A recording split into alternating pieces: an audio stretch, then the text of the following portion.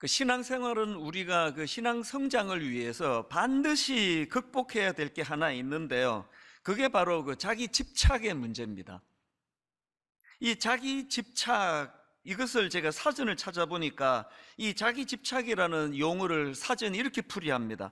자신의 행복과 동기에만 집착하는 증상, 이렇게 자기 집착을 풀이했고요.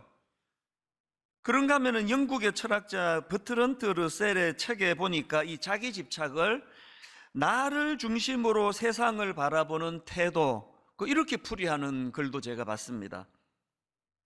이재철 목사님이 쓰신 사랑의 초대, 이 책에 보니까 여기서도 자기 집착에 대한 설명이 나오는 대목이 있었는데요.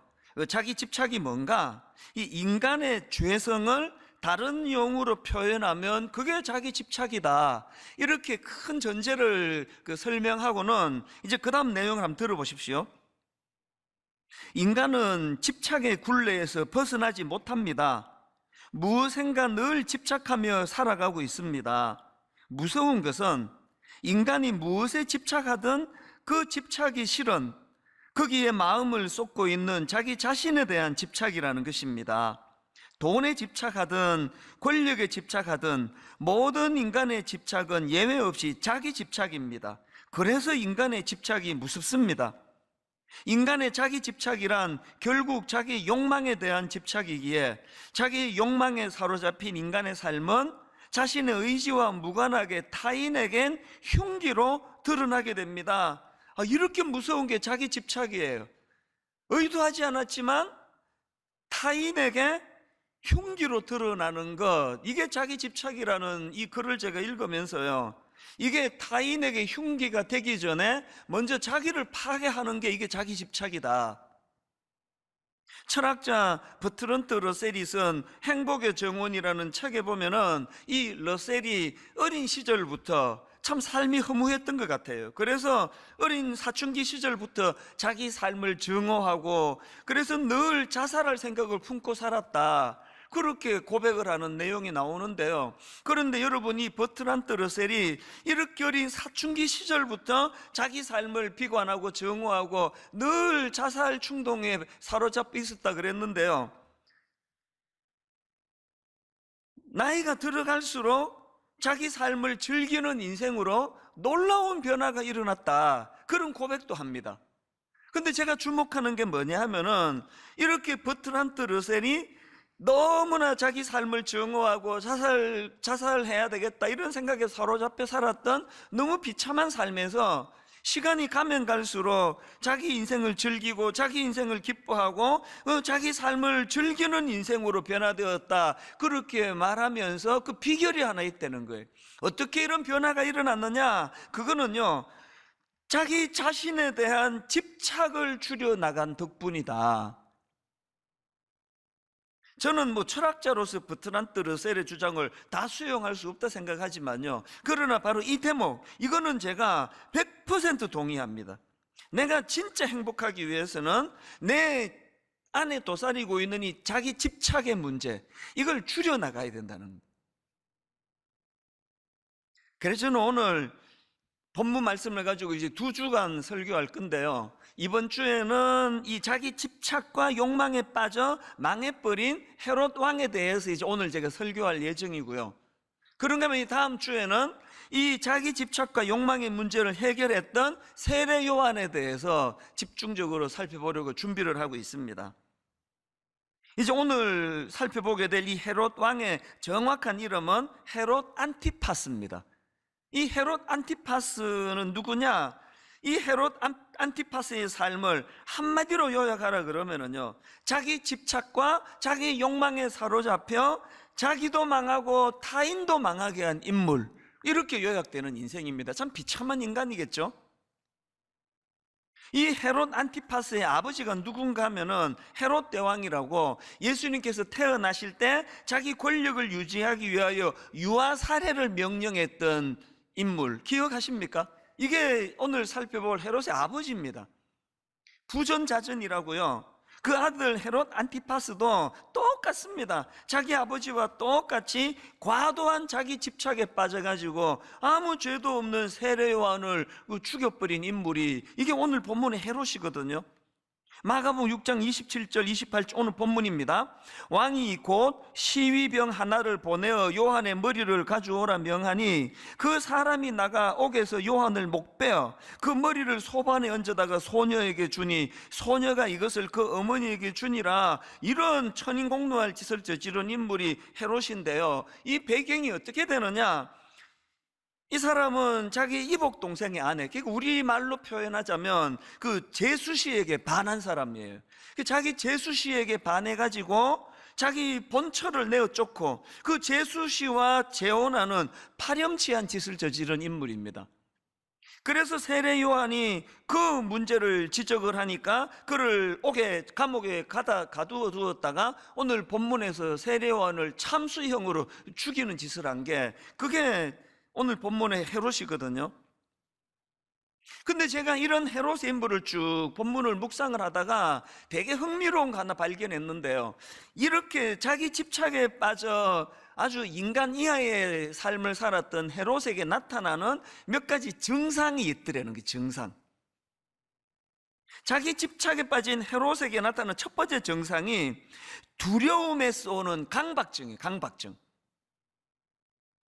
여러분 지난주 살펴봤던 마가복음 6장 14절 말씀 기억하십니까? 예수님의 제자들이 열정적으로 복음을 전파한 결과 14절 이에 예수의 이름이 드러난지라. 예수 그리스도의 이름과 그분의 능력과 그분의 아름다운 소문이 쫙 퍼져나가고 있었는데 그 소문을 오늘 우리가 살펴볼 헤롯 왕도 들은 거예요.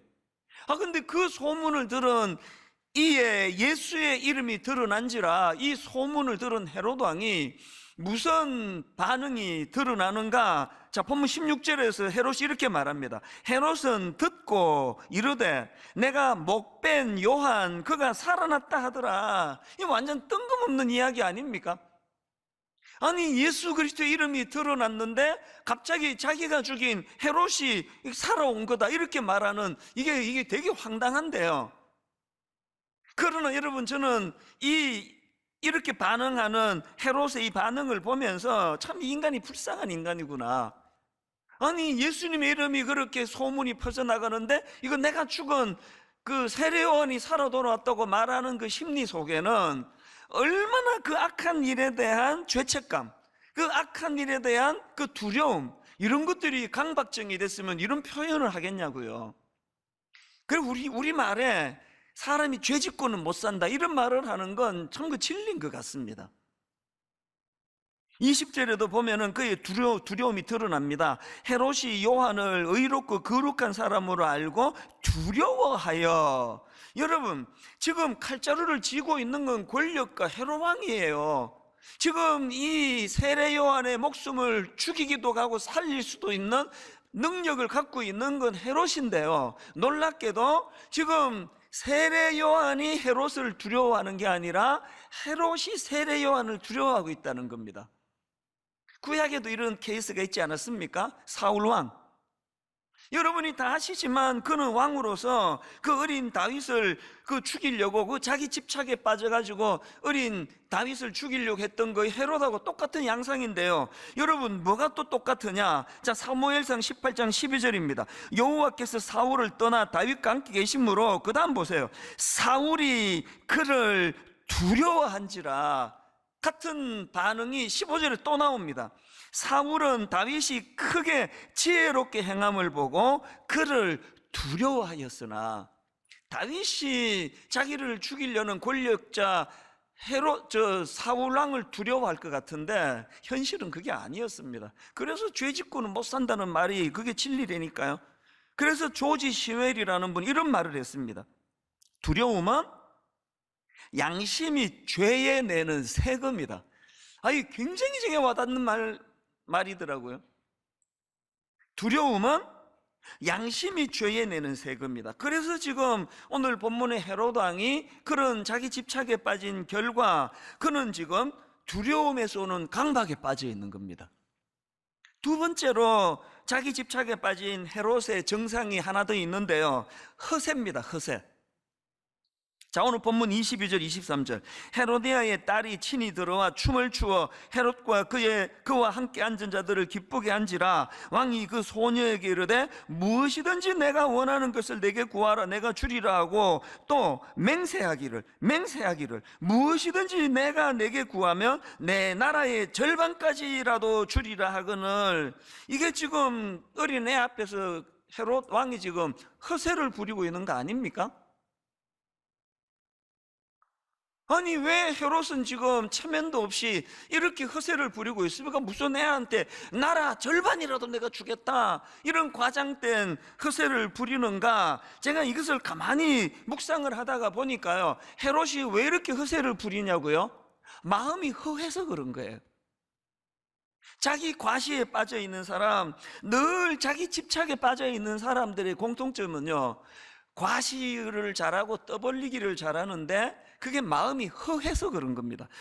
여러분 구역 모임 같은 거 하다가 보면은요, 좀 허세를 부리는 순원들이 가끔씩 있습니다. 그래서 이제 이 다락방 하다가 보면은 막 엄청 과장도 많이 하고 막 허세를 부리고 그러면요, 여러분 거기다 대놓고 그 김집사 뻥치지 마, 이런 이야기 하시면 큰일 납니다. 안 그래도 지금 그 사람이 마음이 허해서 그런 거거든요. 불쌍하게 봐야 돼요. 그리고 그를 위해 기도해 줘야 돼요. 분당 우리 교회가 규모가 좀 커지고 교회 이름이 좀 알려지고 그러면서부터 제가 드리는 기도가 있는데, 지금도 어린애 같은 기도예요. 저는 하나님 앞에 막 대놓고 이런 표현을 그대로 씁니다. 하나님, 제가 교회 좀 커졌다고 골목대장 노릇하지 않게 해주시기를 원합니다. 이게 좀 웃기지 않습니까? 저 이런 웃긴 기도를 해요. 그러나 진지합니다. 이 교회 좀 크신 이게 무슨 의미라고. 그래서 여러분, 이게 허세를 부리는 목사님들을 보면은요, 하여튼 부목사 데리고 다니는 거 되게 좋아해요. 미국 갔다 오면은 인천공항에 까만 양복 입혀가지고 쫙 줄 세우는 사람들 내가 봤습니다. 아름다워 보이지 않아요? 하나님, 제 안에 있는 이 죄성이 이런 허세를 부릴 수 있는 위험이 있기 때문에, 하나님, 제가 이런 허세를 부리지 않기 원합니다. 그러면 허세를 부리지 않기 위해서는 어떻게 해야 된다고요? 자기 집착에서 나와야죠. 자기 집착에 빠지면 이런 허세를 부릴 수밖에 없다는 거 아닙니까? 일만성도 파송 운동을 준비하면서 29 예비 담임 목사님들한테 여러 번 강조하는 것들이 이겁니다. 일만성도 파송 운동이 이게 불꽃놀이가 되면은 이 큰일 난다. 그저 큰 교회가 자기 과시하듯이 허세를 부리면서 뻥뻥뻥뻥 날리면 이거는 한국 교회에 죄를 짓는 일이다. 한국 교회에 소음을 유발하는 일이다. 그래서 우리는 이걸 이벤트가 아니라 1만 성도 파송 운동이라 그래요. 운동, 무브먼트. 여러분, 이게 그냥 불꽃놀이가 되지 않도록 기도하셔야 됩니다. 불꽃놀이가 되지 않고 이게 진정한 무브먼트가 되는 거예요. 그래서 29교회로 나누고 끝나는 게 아니라 그게 시작입니다. 29교회 나누는 것을 시작으로 많은 우리 미자립 교회를 섬기고 많은 이웃에 있는 작은 교회들과 연대를 하고 제대로 그런 교회를 섬기는 무브먼트가 시작될 줄 믿으시기를 바랍니다. 이 꿈을 가지고 기도해 주시기 바랍니다. 그러기 위해서 우리가 해야 되는 거, 허세를 버려야 돼요. 지난주 말씀드렸잖아요. 1만 성도 파송 운동을 통해 한국 교회를 살리는 일을 한다, 이런 이야기 하지 마세요. 절대 하지 마세요. 그거 사실 아닙니다. 우리가 무슨 재주로 한국 교회를 살립니까? 그저 겸손하게 하나님이 명하신 일을 겸손히 받들되 허세가 없어야 돼요. 허세가. 그래서 이 무브먼트가 정말 많은 작은 교회를 희망과 용기를 주고 그들을 섬기고 그들을 살리는 이런 놀라운 무브먼트가 되기 위해서는 자기 과시를 줄여야 돼요. 자기 집착을 내려놔야 됩니다. 그런가면은 세 번째로 자기 집착에 빠진 헤롯의 정상이 하나 더 있는데요, 사람만 의식하는 태도예요. 지금 헤롯이 자기 생일을 축하하여 춤추는 그 헤로디아의 어린 딸에게 뭐든지 구해라, 내 나라의 절반까지 주겠다, 이거 허세라 그랬죠. 그랬더니 그 어린애가 자기 엄마하고 상의하더니요, 세례 요한의 목을 달라는 겁니다. 여러분, 상식적으로 생각해 보세요. 조금 이게 좀 떠벌리고 과장하면서 허세를 좀 부렸더니 애가 이런 소리를 하면 어떻게 하면 됩니까? 여러분 같으면, 저 같으면 간단해요. 떼기. 왜 조그만 애가 이렇게 그런 못된 말을 해? 그럼 끝나는 거 아닙니까? 그런데 여러분, 이 헤로당의 반응을 보세요. 26절. 그 어린애의 말을 막 너무 진지하게 받습니다. 왕이 심히 근심하나 자기가 맹세한 것과 그 안전자들로 인하여 그를 거절할 수 없는지라. 지금 헤롯은요, 표면으로는 그 어린애를 상대하지만 헤롯이 상대하는 거는 그 안전 사람들이에요. 자기에게 집착하고 자기 욕망에 집착하는 사람은 마음이 경직되기 때문에 조금이라도 자기 체면이 손상되는 걸 견딜 수 없어 하는 거예요. 이 어린애가 말도 안 되는 소리를 했을 때 그냥 꿀밤 한 대 주면 되는 걸 주변 사람을 의식하다가 보니까 경직이 되니까 이런 비극적인 일을 저지르는 거 아닙니까? 이게 여러분 헤롯 왕에게만 나타나는 게 아니고 역사에 이런 일들이 드문드문 일어난 거 아는 분 많으실 거라고 생각합니다. 목회하는 제가 저에게 집착하면, 저 욕망에 몰두하면 경직이 일어나고요, 경직이 되면 말도 안 되는 이상한 짓들을 하게 된다는 걸 너무 잘 알고 있습니다, 저는. 그래서 여러분, 마태복음 10장 28절, 몸은 죽여도 영혼은 능히 죽이지 못하는 자들을 두려워하지 말고, 몸은 죽여도 영혼은 능히 죽이지 못하는 자들을 두려워하지 말고 오직 몸과 영혼을 능히 지옥에 멸하시는 자를 두려워하라. 저는요, 이 두 구도의 마태복음 10장 28절 말씀을 보면서 이거 제로섬 게임이다. 이게 무슨 뜻이냐 하면은요, 제가요, 하나님을 너무너무 두려워하는 마음이 커지면 커질수록 사람을 두려워하는 마음이 작아진다는 겁니다. 그래서 제로섬 게임이에요. 제가 사람을 의식하고 사람을 두려워하는 마음이 커지면 커질수록 하나님을 두려워하는 마음이 작아진다는 그 이야기예요. 여러분, 사람을 두려워하고 사람을 의식하지 않는 종이 되려면 그럼 어떻게 하면 됩니까? 자기 집착을 내려놔야 돼요. 자기 욕망을 내려놔야 돼요. 오늘 이 설교를 잘 해서 수많은 사람들에게 내가 설교 잘한다는 칭찬을 들어야 되겠다, 이 욕망으로부터 자유할 수 없습니다. 저는 자유할 수 없기 때문에 하나님 은혜를 구하는 거 아닙니까? 이 자기 집착에 빠진 헤롯의 세 가지 증상, 두려움에서 오는 강박, 날마다 두려운 거, 허세, 그리고 사람만 의식하는 태도, 누가 이것으로부터 자유하겠냐고요. 그래서 세 가지 그 자기 집착에 빠진 헤롯이 보여준 이 증상을 우리가 꼼꼼히 자기를 들여다보면서 그렇게 점검해야 되는데요, 사실은 이 세 가지는요, 표면적으로 드러난 양상이고요, 더 깊은 근원적인, 보다 치명적인 문제를 헤롯이 갖고 있었는데, 그 두 가지가 뭐냐? 첫째로요, 헤롯은요, 멈추지 못하는 인생, 그래서 멈추지 못해서 망한 인생입니다. 저는 본문 20절 말씀을 보고 깜짝 놀랐습니다. 예전에 몰랐던 걸 내가 하나 발견했는데요, 자, 20절을 보세요. 헤롯이 요한을 의롭고 거룩한 사람으로 알고 두려워하여 보호하며 또 그의 말을 들을 때에 크게 번민을 하면서도 달갑게 들어밀으라.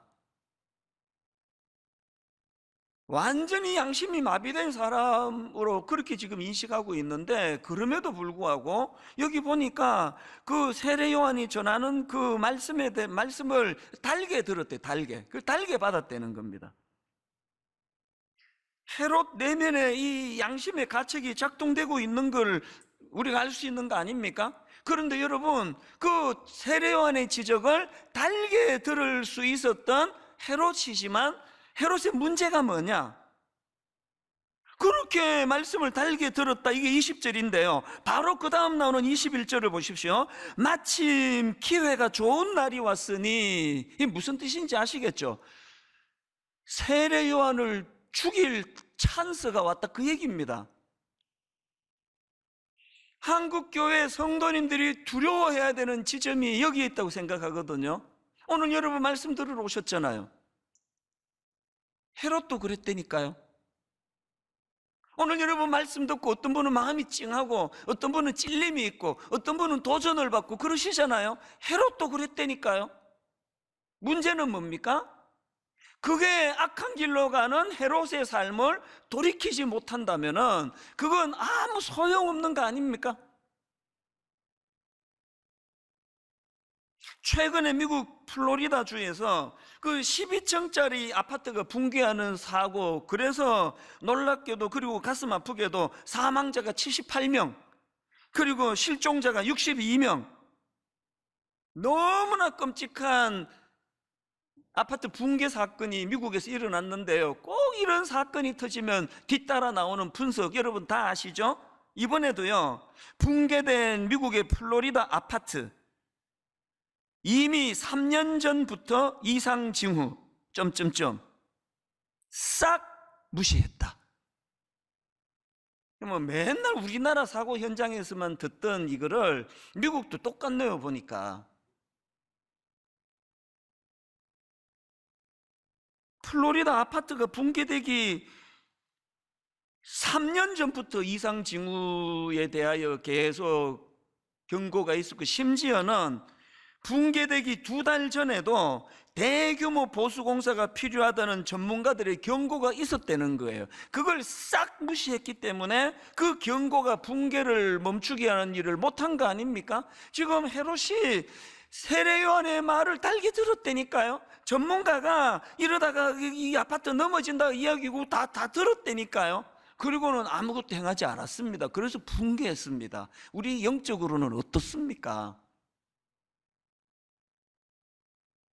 1995년도에 있었던 삼풍백화점 붕괴 사건, 저는 그때 사랑의 교회, 서초동에 있는 사랑의 교회에서 중고등부 사역을 했기 때문에 가깝거든요. 그래서 저는 삼풍백화점이 무너지는 그 사건 때문에 실제로 우리 중고등부 제자가 죽었고요, 실제로 우리 중고등부 제자 아이들의 부모가 죽었고 가족이 죽었던 거를 억장이 무너지면서 경험했던 사람이에요. 근데 최근에 어느 프로에서 그 상품 백화점이 무너진 원인을 분석하는데, 그날 저는요, 이게 95년도에 일어난 사건인데도 마음에 누르지 못하는 분노가 일어났습니다. 상품백화점 붕괴 사고로 사망자만 502명, 부상자 937명. 이 끔찍한 일이 벌어졌는데요, 그 백화점 붕괴 10일 전에, 그 전조현상이라 그러잖아요. 붕괴 10일 전에 백화점 식당이 흔들거리고 물벼락이 떨어지고 식당 천정에 구멍이 생기고, 이게 10일 전에 이미 나타난 전조현상이었대요. 그렇게 하고 심지어는 붕괴 하루 전까지, 하루 전에는요, 식당과 바닥에 거대한 싱크홀이 발생하고 옥상에서는 붕괴 징조를 알리는 그걸 펀칭 현상이라 그런대요. 그게 그 전날 일어났다는 거예요. 그랬는데 여러분, 이런 경고를 받은 백화점 경영진이 취한 조치는 딱 하나였답니다. 직원들에게 입 조심해라, 이거 새 나가지 않도록 해라. 무엇에 그 당시에 이 경영인들이 무엇에 거기에 미쳐 있었습니까? 이거 매상 떨어지면 안 되는데, 이 백화점의 이미지 깨지면 안 되는데, 헤롯이 세례 요한의 말씀을 달게 들었다니까요. 달게 들으면 뭐합니까? 변화가 없는데 바로 그 다음 절에서 죽일 기회가 왔다고 절호의 찬스라고 말하고 있는데, 생각하고 있는데, 그래서 저는 전도서 12장 1절 2절입니다. 전도서 12장 1절, 너는 청년의 때에 너의 창조주를 기억하라. 너는 청년의 때에 너의 창조주를 기억하라. 곧 곤고한 날이 이르기 전에, 나는 아무 낙이 없다고 할 해들이 가깝기 전에, 해와 빛과 달과 별들이 어둡기 전에, 비 뒤에 구름이 다시 일어나기 전에 그리하라. 여러분, 아직 기회 있을 때 하나님을 기억하고 돌이키라는 말씀 아닙니까? 여기까지 오셨잖아요. 가정에서 지금 비록 모니터라고 하는 열악한 상황이지만 말씀을 듣고 계시잖아요. 헤롯도 말씀을 들었다니까요. 달게 들었다니까요.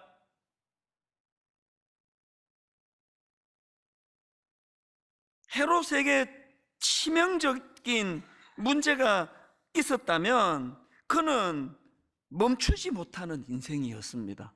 멈출 수 없어서 망한 인생이었습니다. 사랑하는 여러분, 여러분은 안 그랬으면 좋겠습니다.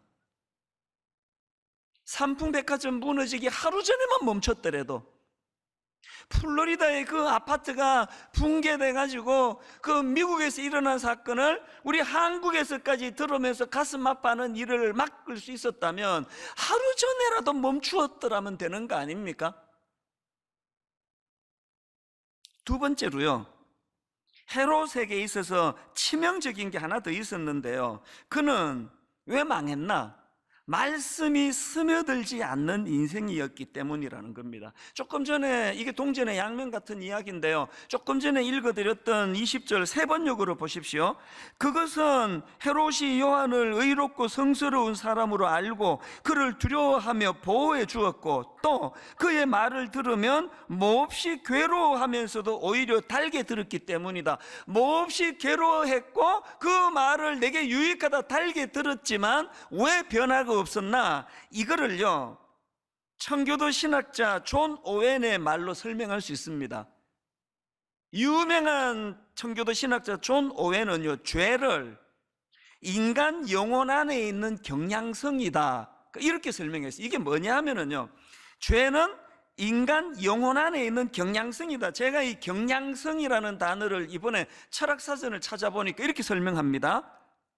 경향성, 마음이 어느 한쪽으로 습관적으로 치우친 상태를 말하는데, 이것은 본능이나 관심과도 흡사하다, 이렇게 풀이하는 걸 봤는데, 여러분, 그러니까 존 오웬이 말하는 죄의 경향성이라는 게 뭐냐? 인간의 마음은요, 이미 죄로 기울어진 상태라는 거예요. 그래서 오늘 본문의 헤롯 왕이 아까 그 말씀을 달게 들었고 그 말씀을 들으면서 마음이 몹시 괴로우는 것까지는 갔는데, 이 헤롯의 문제가 뭡니까? 내버려 두면 양심으로, 말씀으로 반응한 쪽보다는 내버려 두면 죄 쪽으로 기우는 이 성향을 방치한 거예요. 그래서 여러분, 그 존 오웬이 강조하는 그 내용이 그 죄 죽이기, 이런 책에서, 이 책은 내가 막 추천하고 다니는 책인데요, 꼭 구해서 읽어보시면 좋을 것 같아요. 이 죄 죽이기라는 존 오웬의 책에서 강조하는 한 대목을 들어보십시오.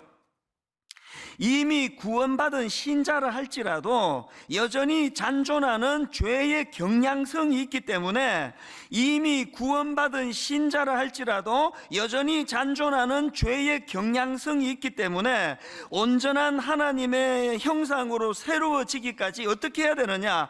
끊임없이 죄와의 투쟁이 필요하다는 겁니다. 헤롯의 문제를 아시겠습니까? 오늘 여러분, 많은 여러분, 오늘 이 자리에 완전 성도님 중에 사실 대부분의 여러분이 지금 방심하고 있는 문제를 아시겠습니까? 가슴 뜨끔한 걸로는 안 됩니다. 이 죄의 경향성 때문에, 이렇게 하고 좀 지나면 다시 죄 쪽으로 기울기 때문에, 구원받은 우리라 할지라도 죄의 경향성이 있기 때문에 온전한 하나님의 형상으로 새로워지기까지 끊임없이 죄와의 투쟁이 필요하다는 겁니다. 지난주부터 전 교회적으로 금식 기도를 지금 선포하고 있는 중인데요, 이 중에 어떤 분은 너무 바쁘다 보니까 참, 이 금식을 하라고 했는데 깜빡했네. 괜찮습니다. 오늘부터 하시면 돼요. 그리고 이번 주말까지지만 여러분 한 주도 하시면 됩니다. 제가 왜 1만 성도 파송 운동을 앞두고 금식을 선포했겠습니까? 그리고 왜 전 우리 교역자들에게 몇 주 전서부터 이미 금식을 선포하면서 달려가겠습니까? 그건요, 저를 위해서고 교역자들을 위해서고 성도들을 위해서 필수기 때문에 그렇습니다. 제가 이런 무서운 상상을 해봐요.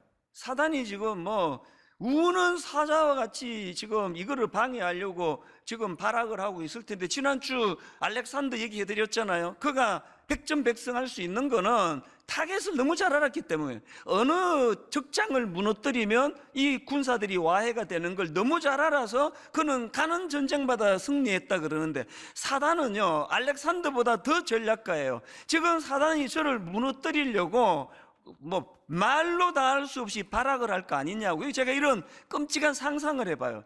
제가 어느 여성도에게 제가 무슨 입에 담기도 싫은데요, 내가 무슨 성추행을 했다, 혹은 뭐 불륜을 저질렀다, 그러면 끝나는 거 아닙니까? 실감이 안 나세요? 제가 지금 한 교회 돈을 한 1억을 제가 해먹었다, 그래서 내가 감옥 갔다, 그러면 일만서도 파수도 끝나는 거 아닙니까? 그래서 제가 더 두려운 거예요. 여러분, 저는요 목회 31년 차예요. 이제는요 목회의 기능을 위해서라면 이제 새벽 예배를 일찍 안 일어나도 돼요. 근데 지금요 30몇 명이 모여 예배 드리던 개척할 때보다 지금 새벽을 2배, 3배 지금 길게 가집니다. 새벽에 제가 3시간, 4시간 시간을 가지거든요. 왜 그럴까요? 두려워서 그래요. 어떤 공격을 어떻게 받을지 모르는 게 오늘 저의 위치이기 때문에. 그리고 제가 그런 죄의 자리에 한 번만 빠져버리면 우리 성도님들에게 씻을 수 없는 죄를 짓는 거 아닙니까? 우리 하나님께 죄를 범하는 거 아닙니까? 그래서 제가 새벽마다 그 은혜를 구하는 거거든요. 무슨 은혜를 구하는지 아십니까? 잘 이길 수 있도록 내가 그것을 잘 견딜 자신이 있으니 한번 지켜봐 주십시오, 이렇게 기도할 것 같습니까? 저는 오늘 이 설교 전체를 요약하는 찬양을 이따가 하나 부르기로 했는데요, 화면으로 제가 가사를 좀 띄워달라 그랬습니다. 주께 가오니 날 새롭게 하시고 주의 은혜를 부어주소서. 오늘 우리가 왜 금식하느냐고요? 왜 전 교역자들이 지금 그렇게 지금 금식 중에 있느냐고요? 오늘 우리가 해야 될 강력한 일이 있다면 주님께 나아가는 거예요. 주께 가오니 날 새롭게 하시고 주의 은혜를 그냥 주셔갖고 안 됩니다. 부어주셔야 돼요. 왜? 그 다음 가사를 보세요. 내 안에 발견한 나의 연약함 모두 벗어지리라 주의 사랑으로. 언제 이런 일이 가능하다고요? 주님 앞으로 나아갈 때에, 그의 은혜를 구할 때에. 여러분, 그 다음 가사 예전에 제가 한번 설교하면서 이 설명을 드렸던 기억을 하시는지 모르겠는데요, 주 사랑 나를 붙드시고 주 곁에 날 이끄소서. 그 다음 가사를 기억하실 겁니다. 독수리 날개쳐 올라가듯. 이거를요 성경 원어로 이것을 제가 설명해 드렸거든요. 독수리 날개쳐 올라가듯보다 더 정확한 표현은 독수리 날개 펴 올라가듯이다. 지금 독수리가 말입니다, 막 자기가 몸부림쳐서 파닥파닥 날개를 쳐서 그렇게 비상하는 게 아니고요, 독수리는 참새가 아닙니다. 독수리는요 날개를 파닥거려서 비상하는 게 아니라 날개를 펴 상승 기류에 자기 몸을 맡긴다는 거예요. 목회 31년 차 제가 왜 새벽에 그 어느 때보다도 그 긴 시간을 새벽에 일어나가지고 제가 비디오를 보겠습니까? 연속극을 보겠습니까? 새벽 2시 넘어 일어나가지고 제가 무슨 소설을 읽겠습니까? 온전히 주님께 집중하는 시간이거든요. 왜 그렇게 할까요? 은혜의 상승 기류에 제가 올라타야 사단의 공격에 무너지지 않는 걸 알기 때문입니다. 다시 말씀드립니다. 왜 금식하셔야 되느냐고요? 여러분은 저보다 영적으로 훨씬 강하시기 때문에 나 금식 안 해도 돼, 그런 겁니까? 그게 가장 위험한 거예요. 아니 헤롯이 그 세례 요한의 말씀을 달게 받았다니까요. 그 말씀 앞에 찔림도 있고 아팠다니까요. 그러나 여러분이 죄의 경향성, 내버려두면 죄 쪽으로 기우는 이거를 방심했기 때문에, 그래서 변화되지 않아 망한 케이스라면, 오늘의 결론을 저는 이렇게 맺기 원합니다. 여러분, 정말 우리 스스로를 돌아봐야 할 때입니다. 우리에게는 이 헤롯이 가진 정상이 없습니까? 두려움에서 오는 강박 없습니까? 그렇게 낮에는 그냥 비싼 옷 입고 높은 자리에 서가지고 아주 그냥 근엄하게 잘 사셨는데, 그거 다 벗어던지고 잠옷 갈아입고 침대에 잠자리에 올라가기만 하면은 마음에 이유를 알 수 없는 두려움과 공허함으로, 허전함으로 뒤척이는 분 정말 아무도 안 계십니까? 허세가 왜 나온다고요? 여러분, 헤롯이 보여준 사람만 의식하는 태도 여러분 없습니까? 여러분, 진짜 멈추지 못해 망한 헤롯이 걸어간, 그래서 멈추어지지 않는 어떤 문제를 갖고 실험하는 분 안 계십니까? 말씀이 스며들지 않아서 그렇다는 오늘 이 말씀 앞에, 그래서 내가 좋아, 내일부터 내가 집중해서 성경 읽을 거야, 이게 아니고요. 날개를 펴세요. 날개를 펴서 은혜의 상승 기류에 몸을 맡기세요. 그분이 하십니다.